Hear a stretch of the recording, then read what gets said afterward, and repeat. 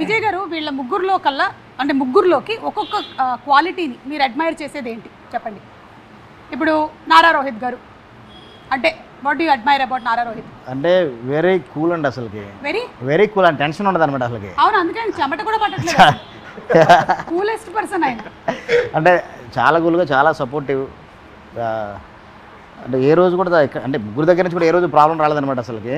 ఏ రోజు కూడా మనకి ఇబ్బంది పెట్టింది కూడా లేదు. అందుకని చాలా కూల్గా ప్రశాంతంగా కూర్చోన్నాం ఇంత ఎండలో కూడా. ఇప్పుడు నాకు ఒక డౌట్ వస్తుంది, ఆయన కూల్ ప్రాబ్లం పెట్టలేదు అంటే అదే కంటిన్యూ చేసాం వాడు అక్కడ ఆపకుండా మీరు అడుగుతారంటే కంటిన్యూ చేశాను.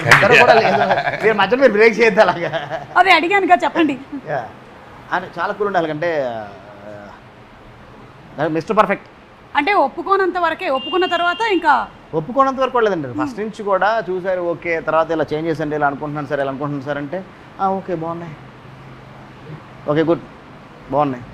నీకు తెలుసు కదా విజయ్, నువ్వు నన్ను ఎలా చూపిద్దాను అలా చూపించాను, ఎందుకు నాకు అవసరం లేదు, నువ్వు కానిచ్చే. అంత కూల్ అనమాట. That's why he is a great husband also. ఎందుకంటే ఇంత కూల్గా ఉంటాడు. అంత కూల్ చూడండి, ఆ స్మైల్ కూడా.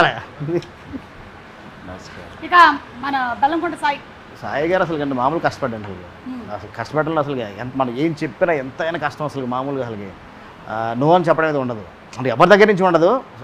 యాక్షన్ కానీ ఏదైనా కానీ ఎన్ని టేకులైనా ఎమోషన్ అయినా కానీ అసలు నో అని చెప్పడం ఉండదు.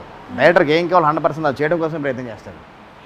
Okay yes and finally Mr. Manoj అసలు మనోజ్ గురించి చెప్పడం కోసం అసలుకి ఏమి మాటలు, ఎందుకంటే కంప్లీట్ యాక్టర్ అసలుకి ఏది కావాలనుకుంటే ఏది చెప్పినా అన్నది ఒకటే ఒక ప్రాబ్లం. కాకపోతే చెప్పండి, డైలాగ్ తీసుకున్న తర్వాత డైలాగ్ మొత్తం చూసుకుంటారు.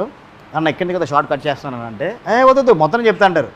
అన్న వద్దు ఎక్కడ వరకు చాలంటే నేను మొత్తం ప్రిపేర్ అయిపోయి మొత్తం చెప్తాను, మీరు కావాలని కట్ చేసుకోండి. అది ఒక్కటే ప్రాబ్లం తప్ప ఇంకేమీ లేదు. అంటే ఒక టైమింగ్ ఫిక్స్ అవుతారు స్టార్ట్ నుంచి ఎండ్ వరకు టైమింగ్. అదే మీరు ఎన్ని టేకులు చేసినా మళ్ళీ ఇప్పుడు అడిగినా కానీ అదే టైమింగ్లో అలాగే ఉంటుంది. డబ్బింగ్ వచ్చినా అలా స్టార్ట్ చేస్తే ఎండ్ వరకు ఒకటే టైమింగ్లో వెళ్ళిపోద్ది అనమాట. అలా మనోజ్ హౌ హోలీ కౌ